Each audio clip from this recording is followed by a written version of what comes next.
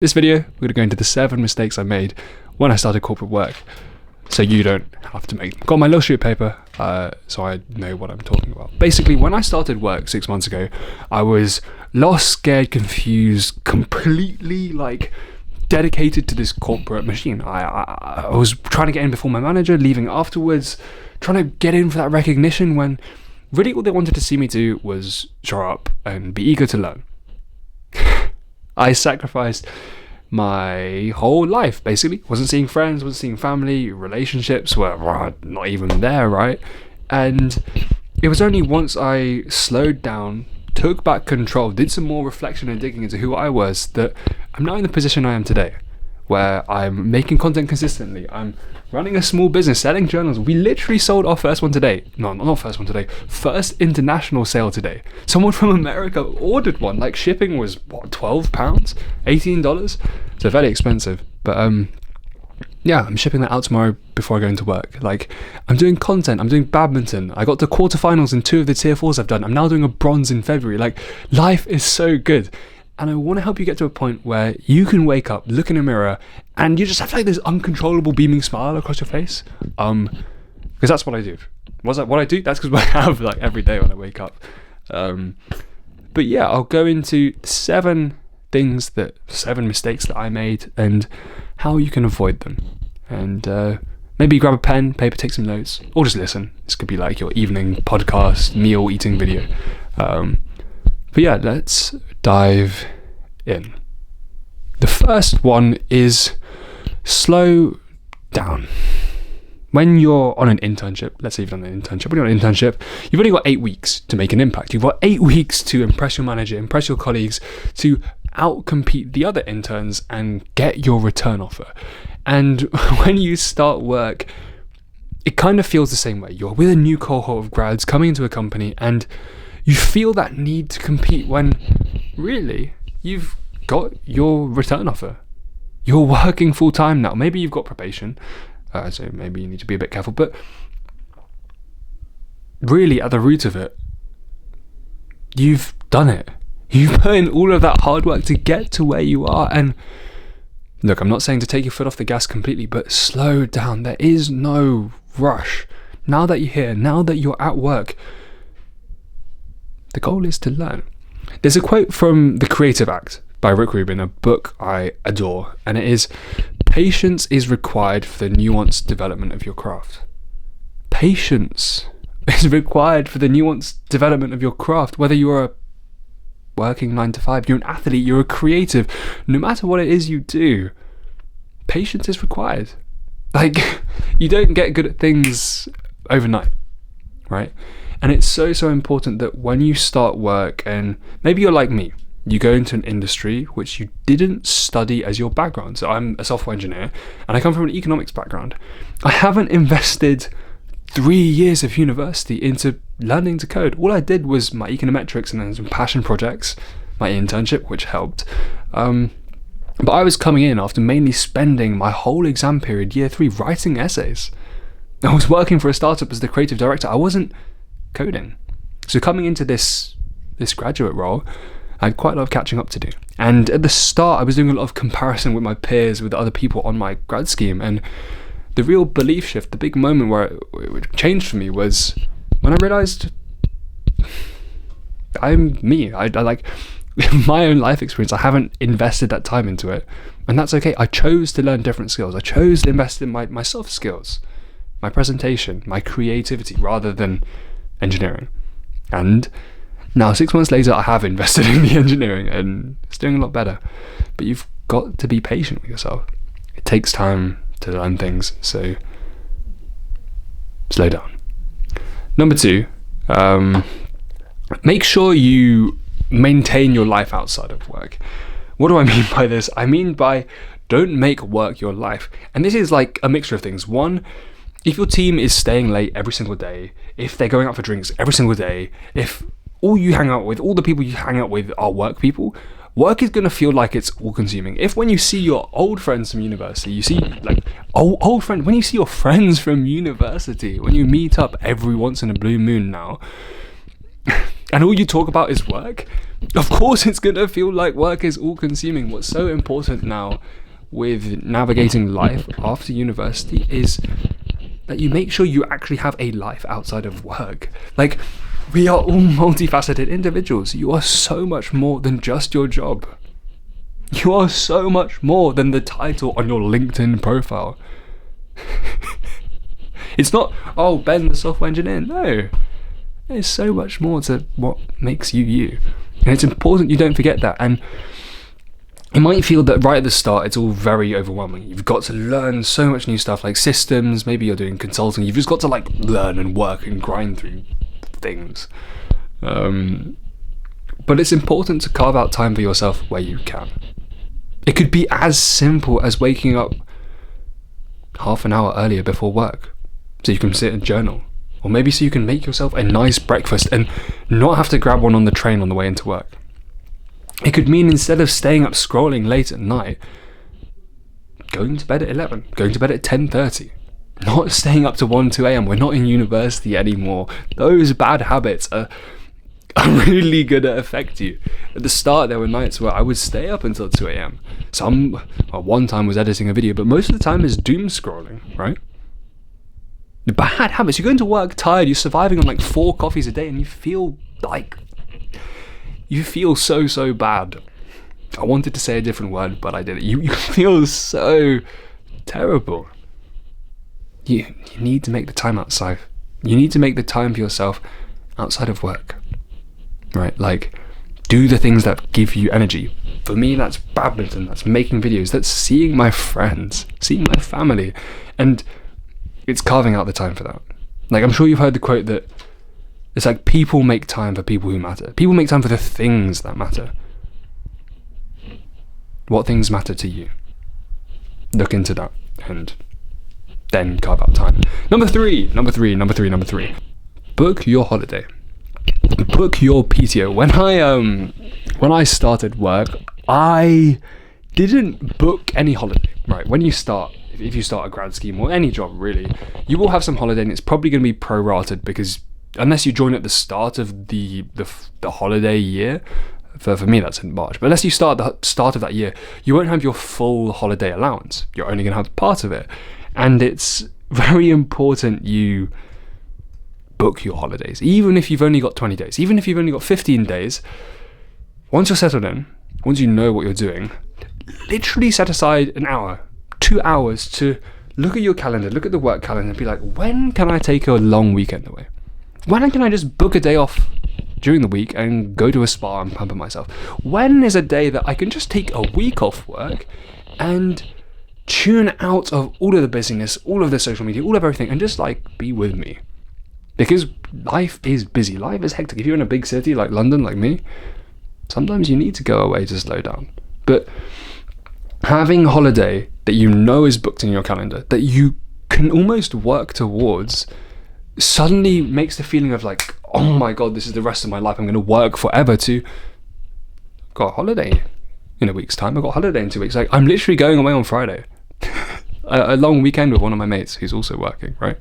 And it's life changes. You don't see friends as often, but when you do see friends, it's the experience, it's the time you spend with them, it's the quality time that matters. So book your holiday. Otherwise you're going to feel like you're working forever when you're really not. And then when you get to the end of the year, your manager might not say, yes, you can book 30 days off, you can book 25 days off. Bear that in mind. Cool. Number 4. Time off is time off. This kind of leads on from the other point, but in a sense that when you're off work, be it when you clock out the office, on the weekend, when you're on holiday, thinking about work, talking about work, unless you really, really, truly love your job, it's just going to feel like more work, and you're not going to feel like you're actually resting. It's so important to tune out of all of the noise. Tune out of your Teams messages, your Slack messages, your Outlook, your email, like whatever it is, and tune into you. Like, just over Christmas, I took a week off work. And not only did I take a week off work, I took a week off social media. I took a week off the journal business. I took a week off really speaking to my friends. Of course, like Happy New Year here and there, but this week was for me, my family, and reflection on how the year went, on what I'd like this year to go like. And I kind of learned this from a founder I interviewed in San Francisco, a billionaire, insane, called Girish Mathrubundam, and every 12 weeks he takes a week out of his business, a week out of his life, a week out of everything really, sometimes with his co-founder, sometimes alone, but just to sit and reflect. Because when you're tuned into the moment, when you're stuck in the process, it's really hard to step out and see, am I going in the right direction? And the reason why time off is so you can gain that clarity on where am I going? On why am I doing what you do? Because if you just keep doing things, if you just keep yourself busy again and again all of the time, you're kind of like a hamster in a hamster wheel, right?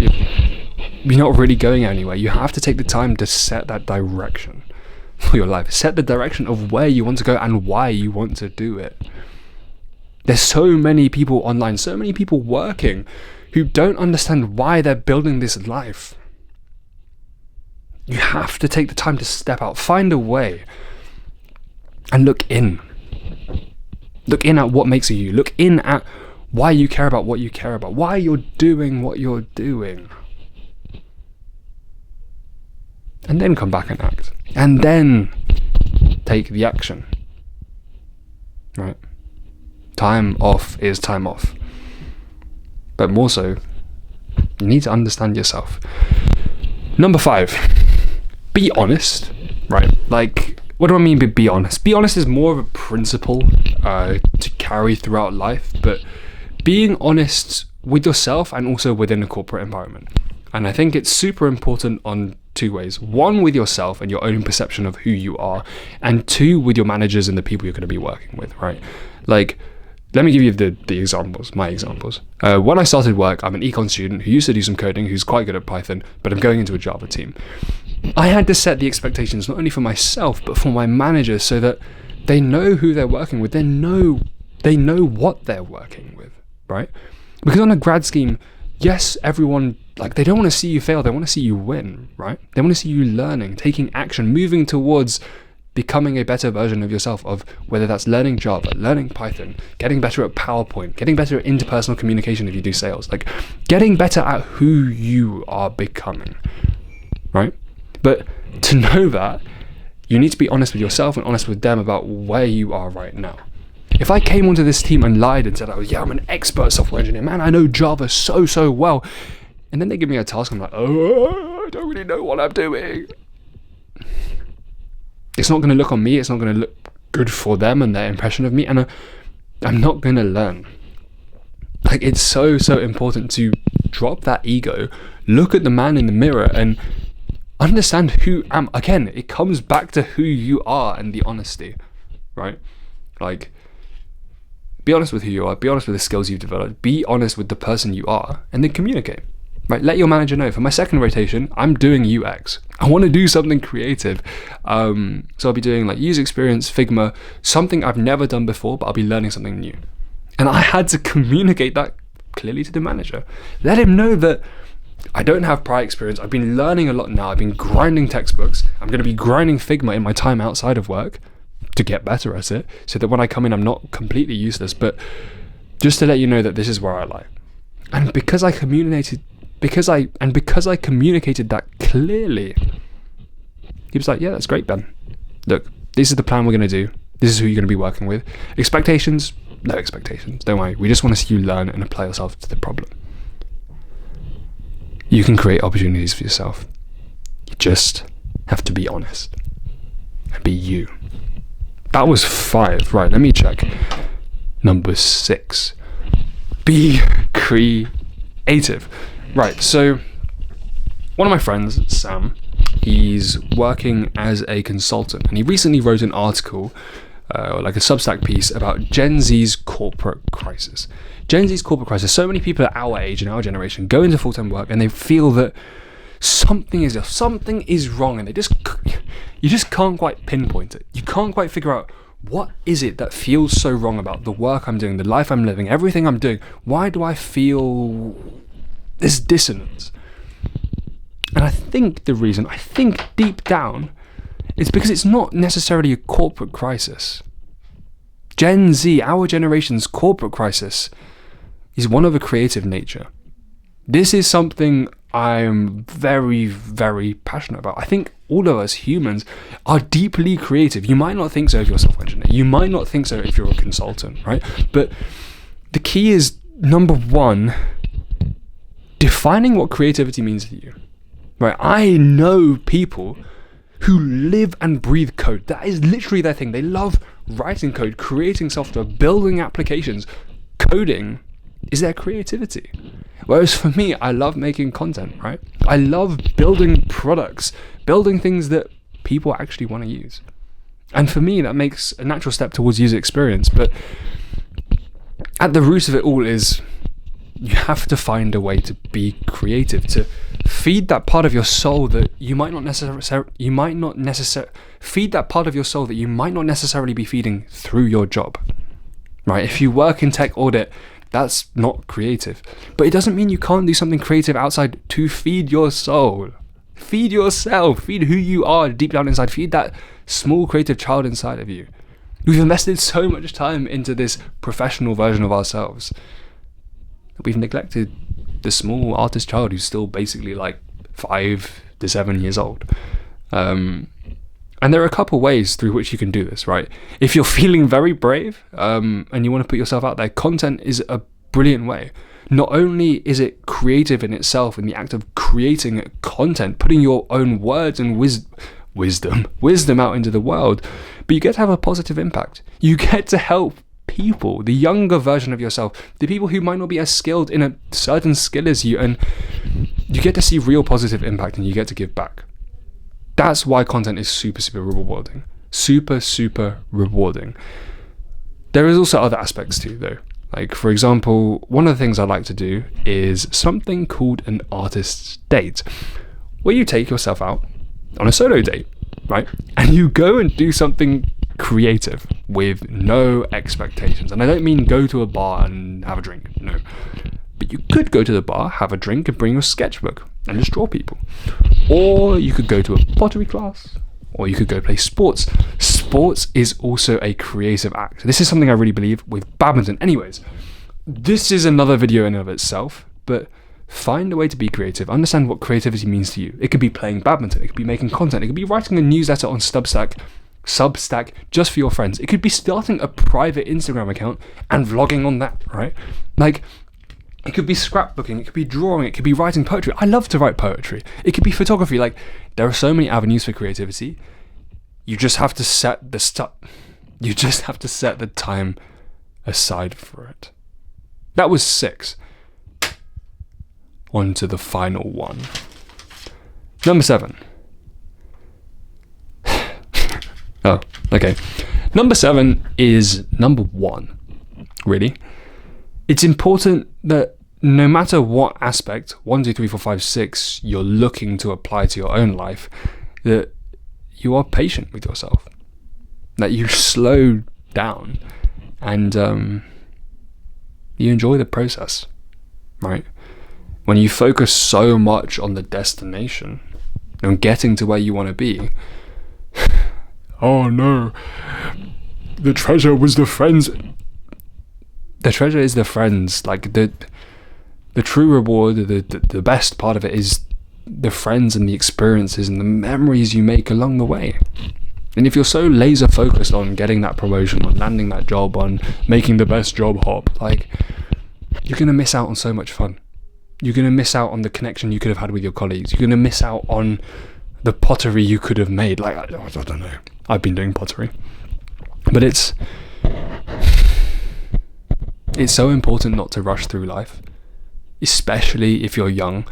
I know there's a lot of people out there who say, oh bro, just like grind through your 20s, be like incredibly rich in your 30s, and then like go do your thing. Why? 10 years. Why? There's no guarantee you make it to 30. It's highly likely, but there's no guarantee. Life is precious. Time is precious.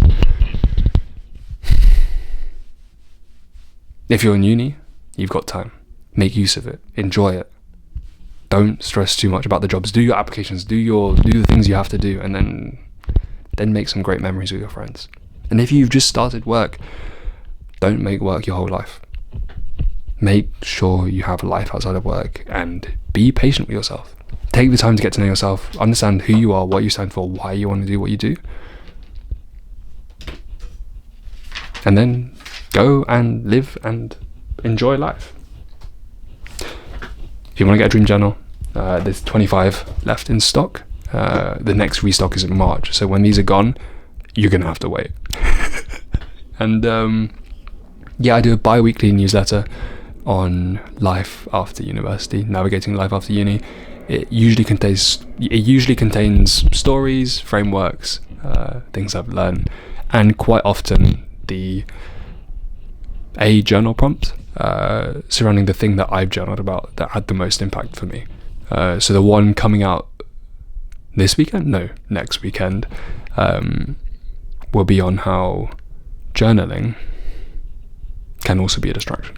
Anyways, that one's pretty good. I'm looking forward to making it, and not making it, it's kind of written. But I hope this helped, and I'll see you in the next one. Bye!